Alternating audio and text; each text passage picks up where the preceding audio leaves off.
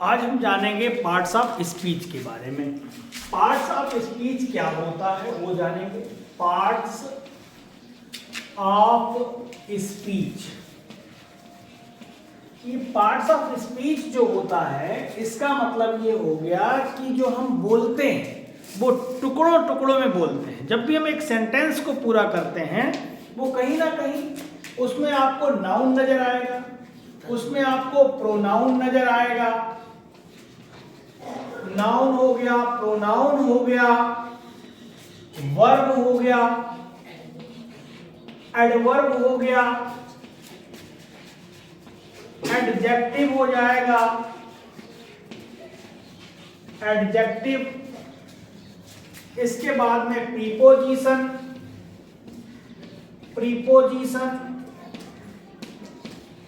Conjunction,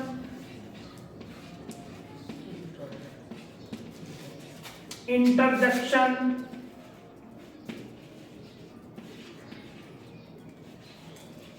interjection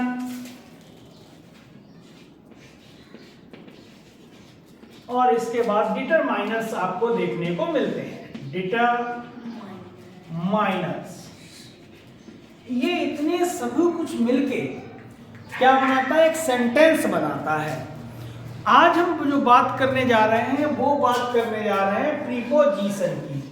अब preposition में होता क्या है, कभी कभी आपने देखा होगा प्रीपोजिशन होते कौन है। प्रीपोजिशन अधिकांश समय में आप देखेंगे तो नाउन और प्रोनाउन से पहले आते हैं। यहाँ या तो नाउन होगा या प्रोनाउन होगा, ठीक उससे पहले प्रीपोजिशन आपको मिलेगा। और जब ठीक इससे पहले मिलता है तो इस नाउन और प्रोनाउन को वो ऑब्जेक्ट बना देता है। क्या बना देगा, ऑब्जेक्ट बना देगा। ऑब्जेक्ट कैसे बनाएगा वो भी बात करते हैं। पहले बात हम करते हैं प्रीपोजिशन होता क्या है। तो प्रीपोजिशन इज द वर्ड और group of words that is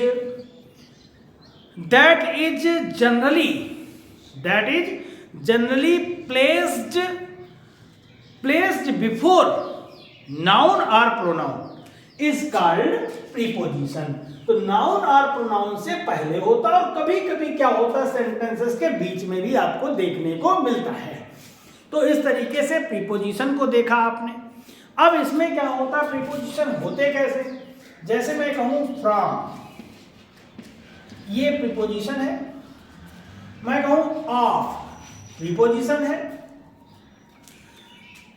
since, preposition है। फॉर, प्रीपोजिशन है। टू भी प्रीपोजिशन है। और इन सब में खास बात क्या है, इन सभी को हिंदी में से, इन सब का अर्थ होता है से। और जब से होता है तो हम टेंसेस में कहाँ किसका इसका यूज करें उसकी बात करते हैं। अगर मैं बात कहूं फ्रॉम की, तो फ्रॉम कहाँ यूज कर सकते हैं। फ्रॉम हम तीन जगह यूज कर सकते हैं और वो यूज कर सकते हैं किसी जगह से। जैसे from some places, from some places, from some places. और बात करें तो point of time, point of time, point of time में भी इसका यूज हो सकता है या होता है। ये तो होता ही होता है। इसके साथ साथ from any source, from any source, यहां भी आपको इसका यूज मिलेगा फ्रॉम का। जैसे मैं कहूं जगह के लिए, तो जगह के लिए मैं कहूं मैं दिल्ली से आ रहा हूं। अगर मैं एक सेंटेंस लिखूं और मैं कहूं मैं दिल्ली से आ रहा हूं, आ रहा हूं, इसका मतलब हम कहीं ना कहीं किसी प्लेस से वापस आ रहे हैं। तो अब आ रहा हूं तो इसका मतलब हो जाएगा subject plus is, am, are is am are plus क्या लगाएंगे हम, मेन वर्ब में आईएनजी लगाते हैं और इसके बाद कहीं हम लिखते हैं ऑब्जेक्ट को। जैसे आपने देखा इज एम आर है तो यहां पर सब्जेक्ट क्या है, मैं, आई के साथ हमेशा एम आता है, I am coming, COMING coming, और यहां हम प्रीपोजिशन को फिल करेंगे और एक नाउन हम लेंगे, वो होगा daily, daily, I am coming, और जो हमने जगह छोड़ा है वो छोड़ा है फ्रॉम के लिए, I am coming from Delhi. इसी तरीके से मैं बोलूं मैं देहरादून से आ रहा हूं, I am coming from Dehradun. Next है मैं अगर कहूं वे पार्क से आ रहे हैं तो दे, अब आ रहे वे पार्क से आए, अगर मैं कहूं वे पार्क से आए तो क्या हो जाएगा, यहां पर सब्जेक्ट होगा प्लस क्या हो जाएगा, वर्ब की सेकेंड फॉर्म हो जाएगी और ऑब्जेक्ट हो जाएगा। वे पार्क से आए तो they came from park, they came from park. इसी तरीके से पॉइंट ऑफ टाइम की बात करते हैं। पॉइंट ऑफ टाइम की बात जब हम करेंगे इसका मतलब क्या होता है, जब भी किसी समय की बात करी जाती है, मैं अगर कहूं यहां पर बात करता हूं कि मैं कल से काम करूंगा, ये पॉइंट ऑफ टाइम में आएगा, मैं कल से काम करूंगा, मैं कल से काम करूंगा। अब मैं कल से काम करूंगा मतलब क्या हो, आई विल, और आई के साथ सेल भी लगाते हैं तो ये झंझट के लिए हम क्या करते हैं कि ना विल और ना सेल, तो विल सेल का हम क्या कर देते हैं, आई सेल, आप लोग कहेंगे आई सेल लगाना चाहिए आपको, तो ये डबल एल ले लेते हैं तो आइल कर देते हैं हम इसको, आइल, मैं क्या करूंगा कल से काम करूंगा तो I will work from tomorrow, I'll या I shall work from tomorrow, तो यहां फ्रॉम आया, पॉइंट ऑफ टाइम के लिए आया।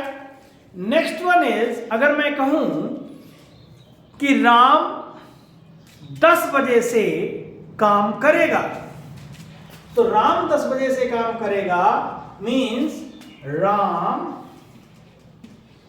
विल वर्क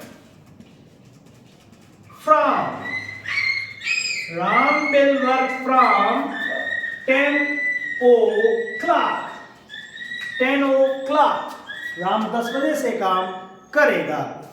यहीं पर हम बात करते हैं स्रोत की, किसकी बात करते हैं, सोर्स की बात करते हैं। इसका मतलब सोर्स क्या होगा, तो स्रोत की बात करें तो उसमें समझेंगे स्रोत कैसे होता है, क्या है स्रोत। अब इसी में कहें हम फ्रॉम एनी सोर्स, अब सोर्स से भी अगर कहीं भी बात आती है, कोई भी सेंटेंस आता है तो वहां भी फ्रॉम का यूज होगा। जैसे स्रोत की बात कर रहे हैं हम, जैसे मैं कहूं मैंने क्या किया, मैंने ये तुमसे सुना है, या मैंने इसकी बात करें तो मैंने तुमसे ये सुना, मैंने तुमसे ये सुना। अब मैंने तुमसे ये सुना, मैंने के लिए क्या लगाएंगे, आई सब्जेक्ट होता है और सुना है तो इसका मतलब है I listen it from you, I listen from you, I listen it from you, क्या लगाएंगे, I listen it from you, मैंने ये तुमसे सुना है। यदि मैं कहूं मैंने ये किताब से लिखा है, मैंने ये किताब से लिखा है, किताब से लिखा है। मैंने ये किताब से लिखा है। आई रोट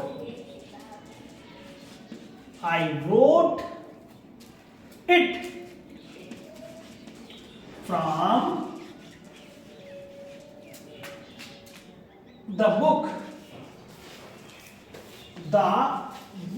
अब यहां पर बुक जो है वो क्या है? सोर्स है। और बुक नाउन भी है, तो क्या हो जाएगा? ये ऑब्जेक्ट हो गया। और ऑब्जेक्ट से पहले क्या लगा हुआ है?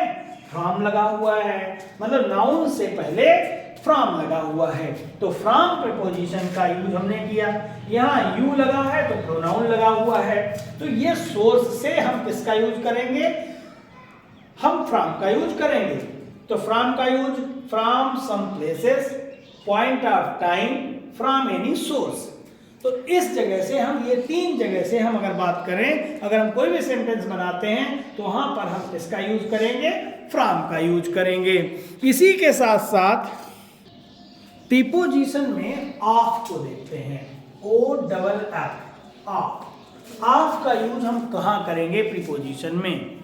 अगर मैं कहूं कि पेन टेबल से हटा दो, तो जब पेन टेबल से हट रहा है तो कहीं ना कहीं वो जगह को छोड़ रहा है। और जब कोई चीज अपनी जगह को छोड़ दे तो इसका मतलब पेन जो है उठाया जा रहा है टेबल से, तो सतह से अलग हो रहा है पेन। और जब सतह से अलग हो रहा है, इसी तरह माना मैं कहूं कि बंदर पेड़ से कूदा, तो बंदर पेड़ से कूदेगा तो पेड़ से अलग होगा। वहां भी हम ऑफ का यूज करते हैं। अगर मैं कहूं यहां पर कि जब हम वाहन से उतरते हैं, किसी बस से उतरते हैं या ट्रेन से उतरते हैं, हम तो क्या करते हैं? गेट ऑफ कहते हैं उसको। क्या कहते हैं? Get off. तो हम गेट ऑफ करते हैं, इसका मतलब हम उस वाहन की सतह को छोड़ते हैं। इसके साथ कभी आपने सोचा है कि ऑफ क्यों लगाया जाता है? क्योंकि उतरते वक्त हम वाहन की सतह को छोड़ते हैं।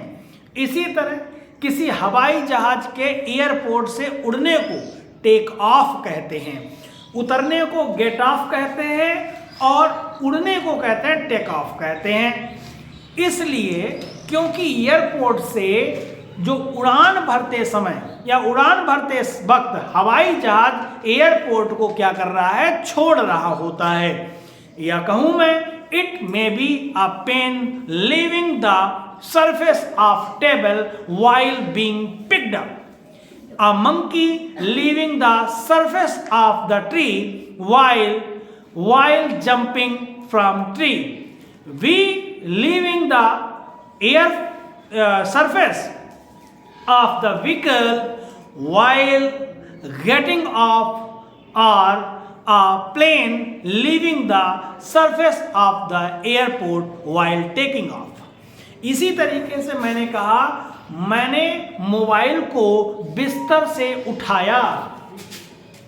मैंने मोबाइल को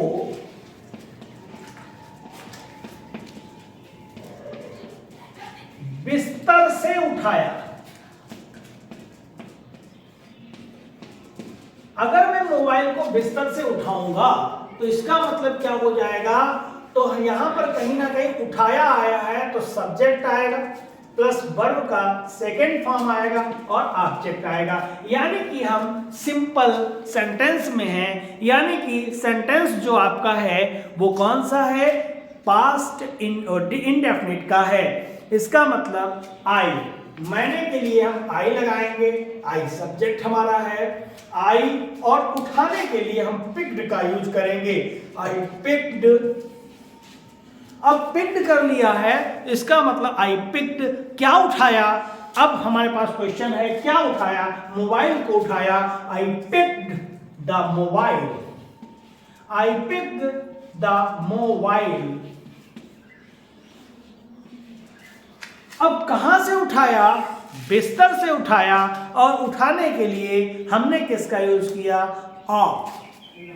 mobile of the table, of the bed, of the bed का यूज करेंगे। तो यहां पर मैंने मोबाइल को बिस्तर से उठाया इसलिए बेड आया। तो यहां पर क्या हुआ, सब्जेक्ट है, वर्ब का सेकंड फॉर्म है और इसके साथ साथ ऑब्जेक्ट है। नेक्स्ट मैं बोलूं अगर मैं स्क्रीन से धूल हटा रहा हूं, मैं कह रहा हूं मैं बोर्ड्स को साफ कर रहा हूं, तब भी ऑफ का यूज होगा। मैं कहूं मैं मोबाइल की स्क्रीन से धूल हटा रहा हूं, तो धूल क्या कर रही, सतह को छोड़ रही है। तो लिखेंगे मैं स्क्रीन से धूल हटा रहा हूं, मैं स्क्रीन से धूल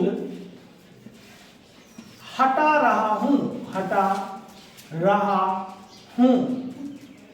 तो हटा रहा हूं इसका मतलब सब्जेक्ट आएगा। इज एम आर में से कोई भी आप उठाएंगे, इज एम आर, सेंटेंस भी समझते जाइए।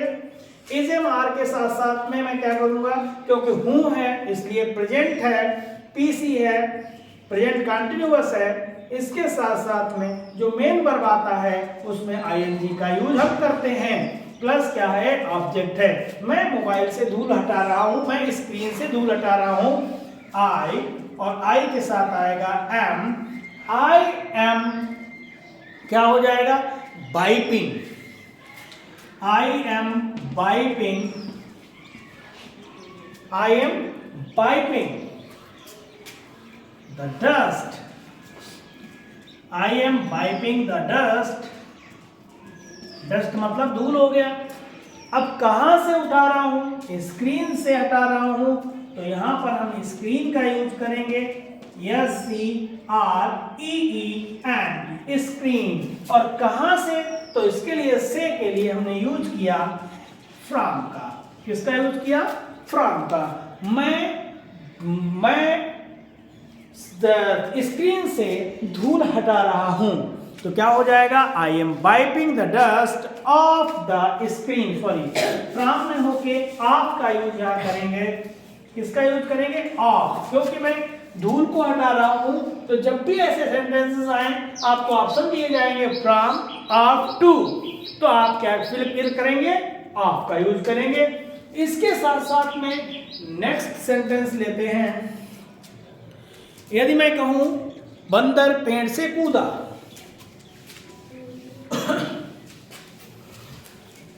बंदर पेड़ से कूदा, तो किसका यूज करेंगे,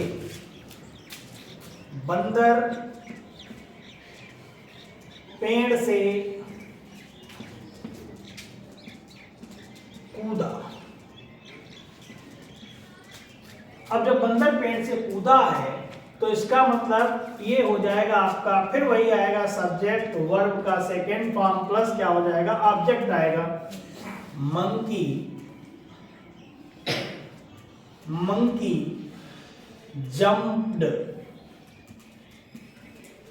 मंकी जंप्ड। अब कहां से कूदा है, पेड़ से कूदा है, जंप्ड ऑफ द ट्री। यहां जो ब्लैंक में छोड़ रहे हैं, द ट्री लिखते हैं, द ट्री। तो जंप्ड का यूज, जब यहां पर किसका यूज करेंगे, ऑफ का, jumped of the tree.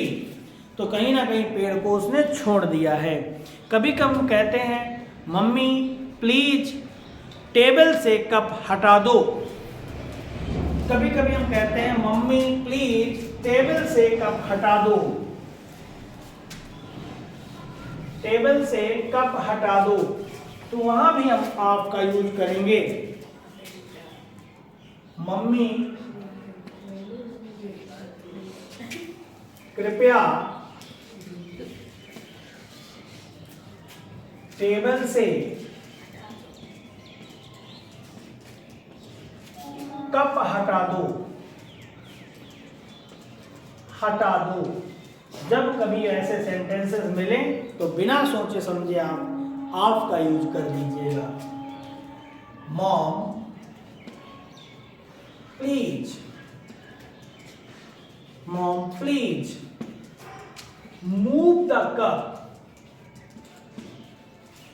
move the cup of the table।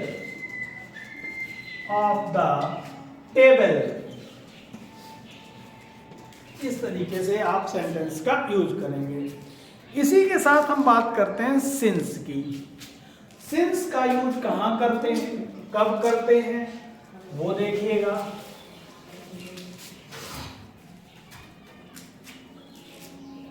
Since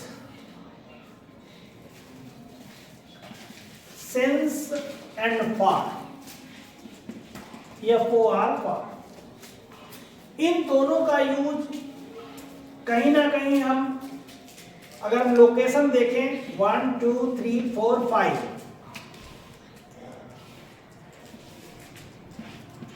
ये लोकेशन देख लीजिए अपनी, कहाँ पे हम इसका यूज करते हैं अधिकांश समय में। तो आपने देखा होगा PPF, present, past, future, ICPPC, perfect continuous.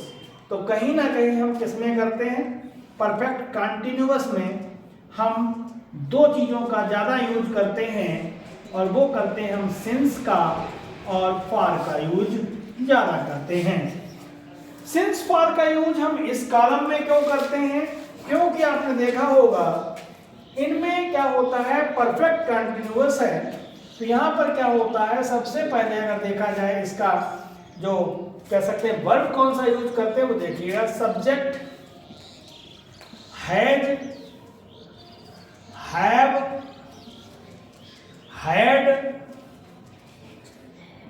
Had passed में करते हैं, प्लस बीन का यूज करते हैं, प्लस मेन वर्ब जो होता है उसका ING फॉर्म यूज करते हैं, मेन वर्ब का ING फॉर्म का यूज करते हैं, प्लस आपने देखा होगा ऑब्जेक्ट का यूज करते हैं, और इसके बाद टाइम का यूज किया जाता है। और टाइम में अगर कोई आता है तो अधिकांश हमने देखा है इसमें सिंस और फॉर का यूज करते हैं। तो इस तरीके से सिंस का मतलब होता है जब समय निश्चित हो। जब समय निश्चित होता है तो सिंस का यूज करते हैं निश्चित समय के लिए, और फॉर का यूज हम कहाँ करते हैं, अनिश्चित समय के लिए करते हैं, अनिश्चित समय के लिए करते हैं। लेकिन फॉर का यूज अनिश्चित समय के लिए नहीं होता है। इसका मतलब आपको फॉर का यूज जब हम करते हैं इस टेंस के साथ साथ, जब कभी हम किसी उद्देश्य की बात करते हैं, कोई पर्पज की बात करते हैं, तब भी हम फॉर का यूज करते हैं के लिए की फॉर्म में। इसके साथ साथ में पर्पज के साथ साथ में हम वस्तुओं का एक्सचेंज जब करते हैं तो वहां भी हम फॉर का यूज करते हैं। एक्सचेंज, फॉर एक्सचेंज के लिए भी हम क्या करते हैं, फॉर का यूज करते हैं।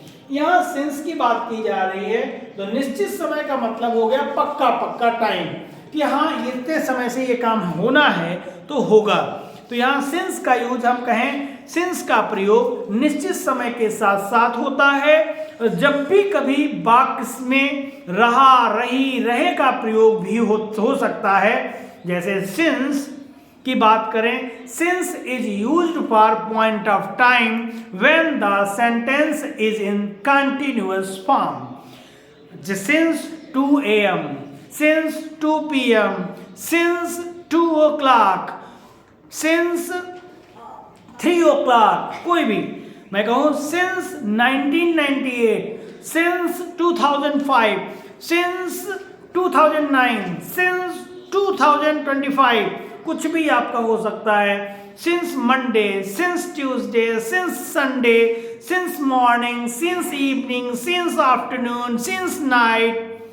सिंस का यूज करते हैं since yesterday, since day before yesterday, since childhood, since birthday या सिंस बर्थ, कहीं से भी इसका यूज हम ऐसे कर सकते हैं सिंस का। एक सेंटेंस में लिखता हूं, मैं सुबह से पढ़ रहा हूं। मैं सुबह से पढ़ रहा हूं। पढ़ रहा हूं। अब जब कभी भी आपको लगे कि सुबह से है, शाम से है, 2 बजे से है, तो सीधा हम कहाँ जाएंगे, PPC में पहुंचेंगे, FPC में पहुंचेंगे, यानी कि हम कहाँ पे हैं, परफेक्ट कंटिन्यूअस के कॉलम में पहुंच गए। और परफेक्ट कंटिन्यूअस के कॉलम में जब हम जाएंगे तो वहाँ एक टेंस बनाएंगे, वो है मैं सुबह से पढ़ रहा हूँ। मैं के लिए आई लगाएंगे, आई के साथ क्या आएगा, हैव आएगा, क्योंकि आपने देखा होगा आई भी क्या होता है, वो जब भी प्रेजेंट में बनता है तो उस समय क्या होता है, वो प्लूरल होता है। और इसके साथ साथ में क्या होता है, जब प्लूरल होता है और ये पास्ट में जाके क्या हो जाता है, सिंगुलर होता है। I have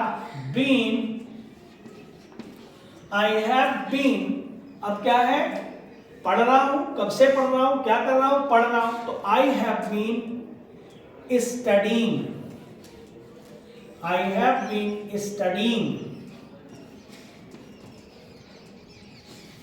I have been studying, और कब से पढ़ रहा हूं, सुबह से, तो since morning, since morn, I have been studying since morning. I have been studying since morning. वो सोमवार से कोशिश कर रहा है, वो सोमवार से कोशिश कर रहा है, वो सोमवार से कोशिश कर रहा है।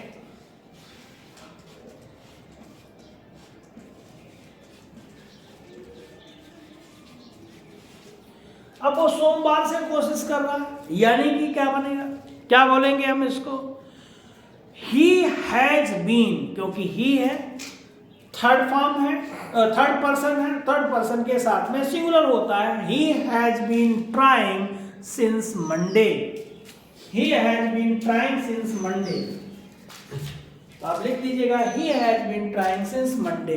तो इस तरीके से हम लोकेशन देख के भी इंग्लिश को सही ढंग से सीख सकते हैं, समझ सकते हैं।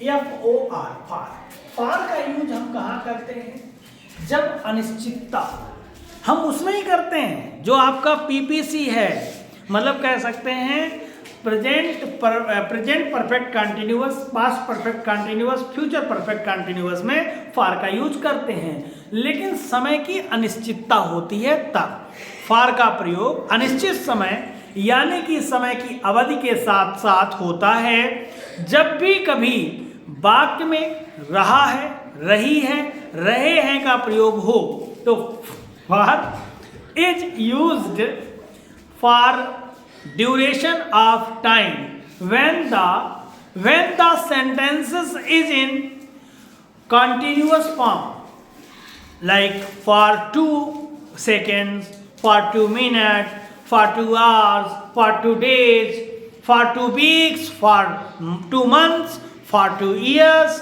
for 2 centuries, for a long कह सकते हैं टाइम, और for long, for a while कह सकते हैं कुछ देर से, काफ़ी देर से, और for many days, many hours, many months, many years. तो यहाँ पर क्या है, कहीं ना कहीं अनिश्चितता है तो वहाँ पर फार का यूज करते हैं।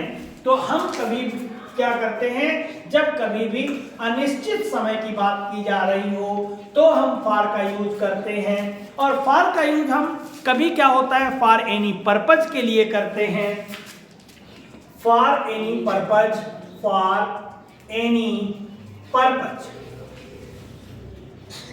फॉर एनी पर्पज के लिए करते हैं। इसके साथ साथ में हमने देखा फॉर का यूज जो है किसी चीज के बदले कुछ और, किसी चीज के बदले कुछ और, फॉर एक्सचेंज के लिए भी हम करते हैं। फॉर एक्सचेंज, एक्सचेंज के लिए भी हम फॉर का यूज करते हैं। अब यहाँ देखिए 3 जगह पे हम कर रहे हैं। ये जो अनिश्चितता होती है तो ये हम करते हैं किसमें, PPC। मतलब कह सकते हैं present perfect continuous, past perfect continuous, या हम FPC फ्यूचर परफेक्ट कंटिन्यूअस में भी इसका यूज करते हैं। लेकिन अनिश्चित समय होता है तब हम इसका यूज करते हैं। अब अनिश्चित समय से संबंधित एक सेंटेंस लिखते हैं, मैं 2 घंटे से पढ़ रहा हूं। मैं 2 घंटे से पढ़ रहा हूं, से पढ़ रहा हूं। अब बात है मैं 2 घंटे से पढ़ रहा हूं, इसका मतलब हुआ I have been studying for 2 hours. I have been studying for 2 hours. 2 hours. I have been studying for 2 hours. इसी के साथ साथ मैं बोलूं अगर वो कई दिनों से कोशिश कर रहा है लेकिन सफल नहीं हो पाया, He has been trying for many days. He has been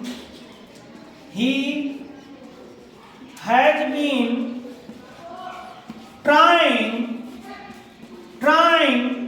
for many days. He has been trying for many days.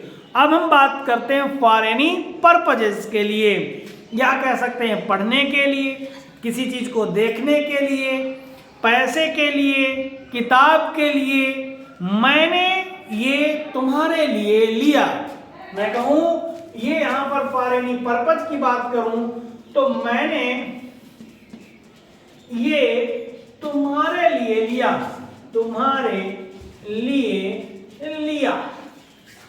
अब तुम्हारे लिए लिया तो मतलब लिया से आपको समझ में आ रहा है कि ये पास्ट इंडेफिनिट का है। तो I did it for you. I did it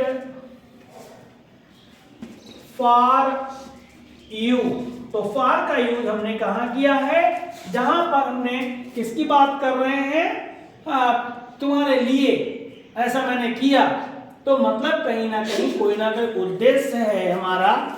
दूसरी बात मैं कहूं, उद्देश्य की पूर्ति करने के लिए मैंने काम किया।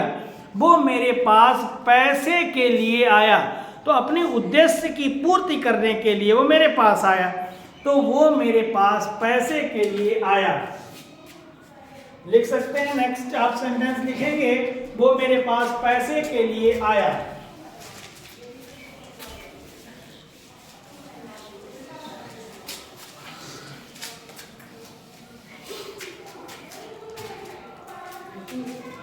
वो मेरे पास पैसे के लिए आया।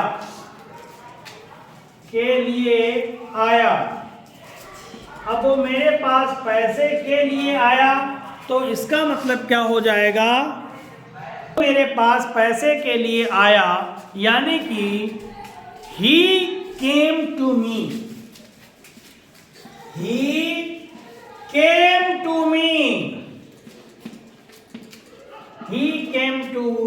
मेरे पास आया। काहे के लिए आया? अपना उद्देश्य पूरा करने के लिए, पैसे के लिए। For money.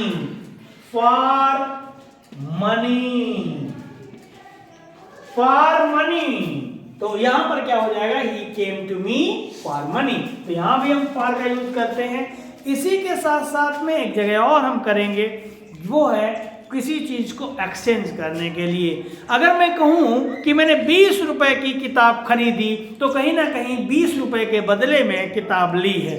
तो इसका मतलब यही हुआ कि मैंने 20 रुपए के बदले में किताब को लिया है। सोचो अगर किसी ने मुझे मेरे 2 मोबाइलों के बदले में मुझे कंप्यूटर दे दिया है, तो यह भी तो किसी ना किसी चीज के बदले कुछ लेना ही हुआ।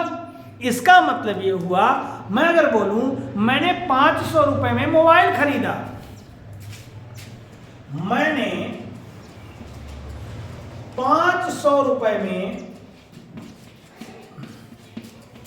रुपए में मोबाइल खरीदा। मैंने 500 रुपए में मोबाइल खरीदा। तो यहां सीधी बात है, मैंने मोबाइल को खरीदा है कितने रुपए में? 500 रुपए में। या मैंने 500 रुपए में अगर मोबाइल खरीदा है तो आई बॉट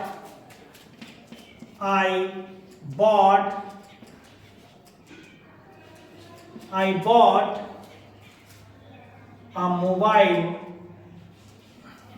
मोबाइल कितने रुपए में?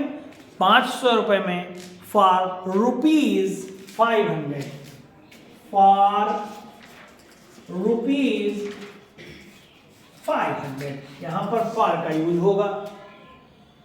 अगर मैं ये कहां पे है? एक्सचेंज में आ रहा है। मैंने अगर मैं बात करूं तो मैंने कह सकता हूं मैंने 500 रुपए में मोबाइल दिया। अगर बात करें, मैंने 500 रुपए में मोबाइल दिया तो आई, और दिया के लिए इसका मतलब वर्ब की second form gave. I gave. अब क्या दिया? मोबाइल दिया। I gave a mobile.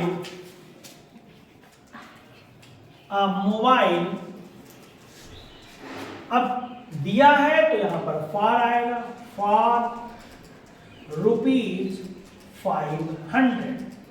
तो ये हमने जो सेंटेंसेस देखे, तो इन सबका मतलब से होता है। इनका यूज कहां करते हैं वो हमने इंग्लिश में आज जाना, इनको समझा। Thanks for watching.